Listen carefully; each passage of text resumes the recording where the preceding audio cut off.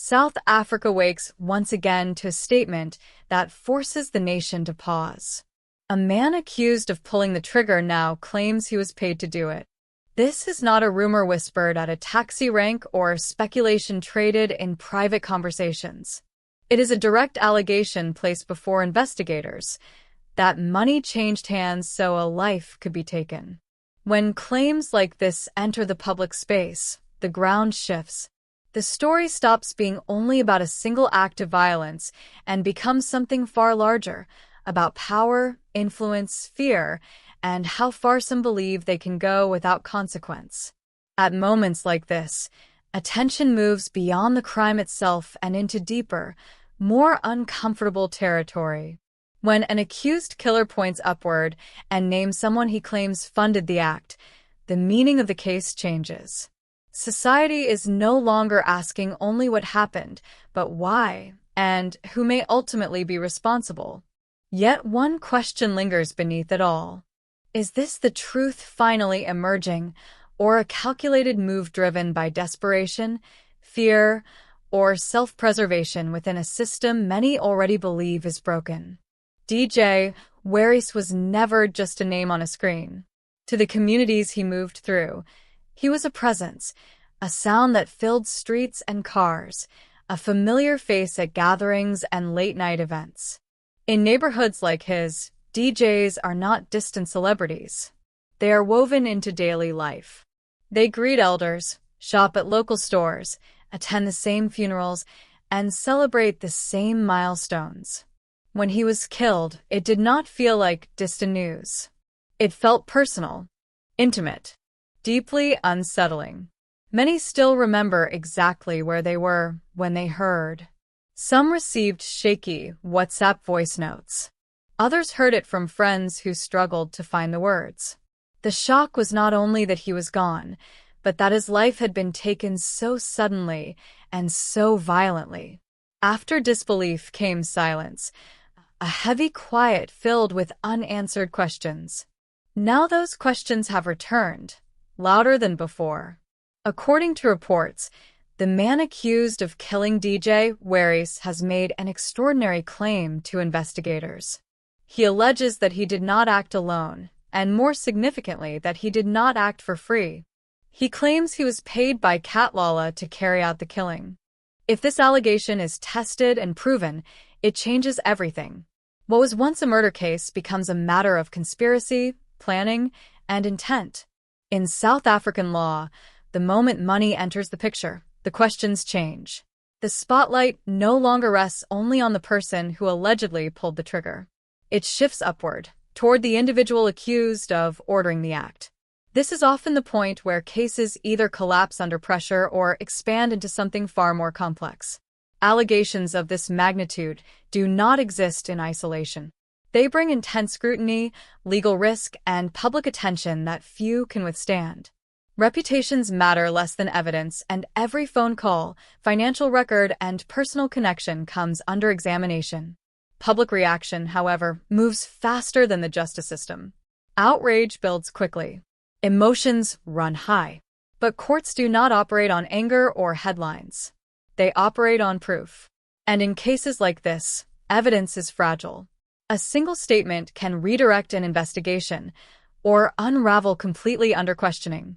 South Africans have seen this pattern before. A dramatic claim emerges. Headlines explode. Communities demand swift action. Then months pass. Stories shift. Evidence weakens or disappears. The case fades, and the truth remains unresolved. This is why the current moment matters. An accused person speaking out is not the end of the story. It is the beginning of a dangerous and delicate phase. In South Africa, witnesses do not fear prison alone. They fear retaliation, intimidation, and consequences that extend far beyond the courtroom. Investigators now face enormous pressure. They must separate truth from strategy, confession from survival. Is this an attempt to reduce a sentence? An act of revenge? Or the first real crack in a wall that has stood for too long? These are not emotional questions. They are technical, methodical, and unforgiving. Each answer must be backed by facts capable of surviving aggressive cross-examination. Meanwhile, families endure very different forms of suffering. One mourns a life that will never return. Another faces the possibility that a loved one may spend life behind bars. Justice in South Africa is rarely quick or clean. It is slow, heavy, and painful. Money is the most dangerous element in this story. Following it can reveal motive, but proving it is notoriously difficult. Cash leaves no trail. Transactions are hidden. Favors replace records. Prosecutors need far more than an accusation. They need corroboration, documents, witnesses, and independent confirmation strong enough to stand in court. This is where many high-profile cases fail, not because the crime did not occur, but because the dots cannot be legally connected. As this case moves forward, restraint matters. A rushed arrest that collapses in court brings no closure. A weak case deepens public mistrust. Every delay feels like another wound to a community still grieving. DJ Warras' death is a reminder that violence is never isolated. It spreads fear, disrupts stability, and damages spaces meant to bring people together. Allegations of paid killings reinforce a dangerous belief that life can be negotiated, bought, or discarded. If this case succeeds, it will test whether South Africa can follow evidence wherever it leads, even when uncomfortable names are involved. If it fails, the consequences will be quieter but far-reaching, more silence, fewer witnesses, and deeper cynicism. The months ahead will demand discipline from investigators, restraint from the media, and patience from the public. None of this is easy in a country carrying so much unresolved pain. At its core, this story is about trust. Trust in police, prosecutors, and courts to act without fear or favor. And trust that the life of an artist, a community figure, an ordinary South African, matters just as much as the life of someone with money or influence. Justice, when it finally arrives, must be strong enough to stand without noise, fear, or regret. Because only that kind of justice endures. What happens next will not unfold loudly. There will be no dramatic confession broadcast to the nation, no single moment that delivers instant clarity.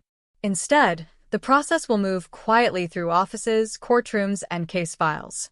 Pages will be read line by line. Timelines will be reconstructed. Small details, once dismissed as irrelevant, will suddenly carry weight. A missed call, a cash withdrawal, a meeting that seemed ordinary at the time. These fragments often decide the fate of cases like this. Behind closed doors, investigators will test every claim. They will ask the same questions repeatedly, looking not for emotion, but for consistency. Truth has a pattern. So does deception. The challenge is distinguishing one from the other in an environment where fear shapes memory and silence is a form of survival. For the public, waiting is the hardest part. Silence can feel like failure. Delay can feel like denial. But justice rarely moves at the speed of public anger. It moves at the pace of verification. In the background, lives continue under strain. Families measure time not in days, but in court dates and postponed hearings. Communities remain watchful, alert to what this case may signal about safety, power, and accountability. This is the space where trust is either rebuilt or lost entirely. And once lost, it is not easily restored.